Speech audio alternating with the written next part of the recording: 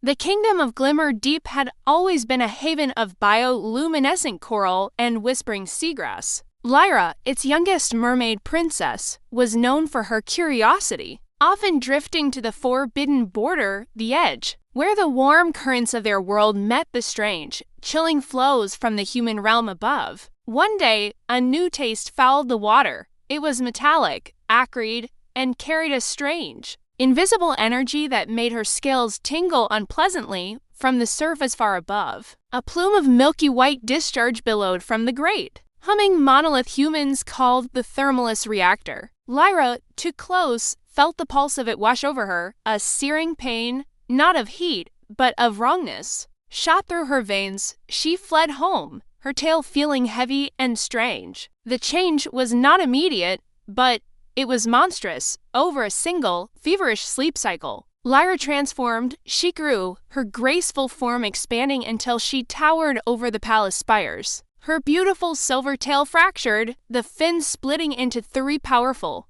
prehensile tentacles that shimmered with unnatural energy where her flowing hair had been. Thick, cable-like tendrils now floated, each tipped with a glowing, pupilless eye. Worst of all, a deep, icy cold settled in her bones, and a prickling heat built behind her temples. Glimmerdeep panicked. The Abomination, the lanternfish cried.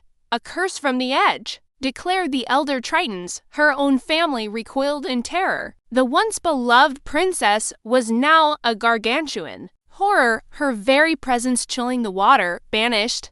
Heartbroken, she retreated to the darkest, most desolate trench, the sunken graveyard. For moons, she wept freezing tears that formed airy, blue icebergs around her. Her sorrow sometimes lashed out. A glance of frustration from one of her new eyes would release a searing, crimson laser that cut through rock. A flick of her nose in despair would flash freeze a passing school of ghost squid solid. The legends grew. She was the trench queen, a monster to be feared. The change in her world, however, was not done. The poison from Thermalis deepened. A catastrophic leak, a meltdown in human terms, spewed a torrent of radioactive death into the ocean. It fell as glowing green snow, a silent, spreading sickness. Coral forests bleached and crumbled. Fish grew grotesque extra fins and sickened. The great leviathan whales, ancient and wise, began to cough up black sludge, their songs turning to rasps of agony. From her trench,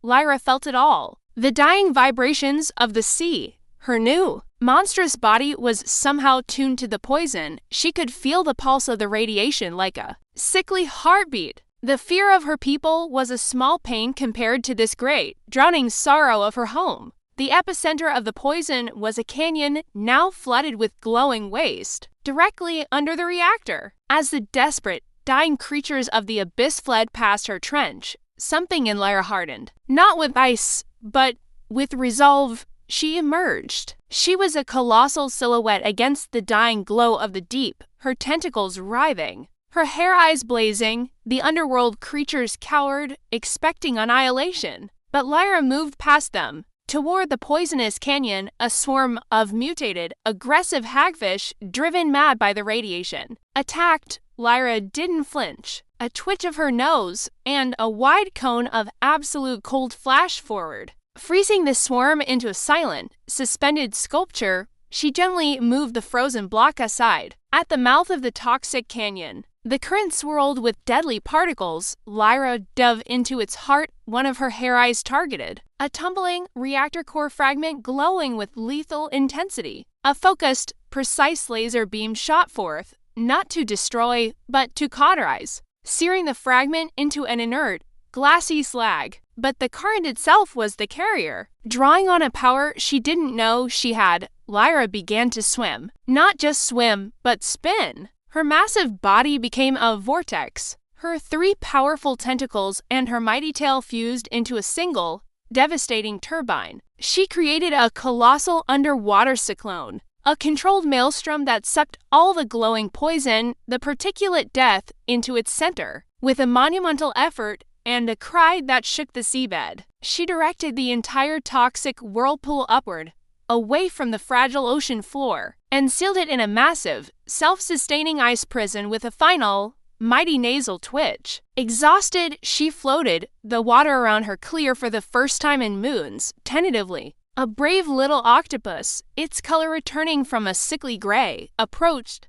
It did not flee. It touched one of her mighty tentacles, then a healed leviathan calf nuzzled her side. It sung a soft, grateful chirp. One by one, the creatures of Glimmerdeep emerged from the shadows. They saw not a monster, but the savior who had wielded terrifying power not for destruction, but for salvation. Her lasers were surgical tools. Her eyes was a preservative shield. Her Cyclone was a cleansing force. They saw Lyra. She did not shrink back to her old form. The sea had changed, and so had she. But as the king and queen, tears in their eyes, bowed not to a princess, but to a hero, Lyra understood. Her deformity was her strength. The poison had rewritten her, but her heart had dictated the story. She was the guardian of the deep, a magnificent, mutated protector. And her kingdom finally saw her not as a beast of fear, but as a beacon of hope in the dark. New Waters, the end. Thank you for watching, and please don't forget to like, share, and subscribe.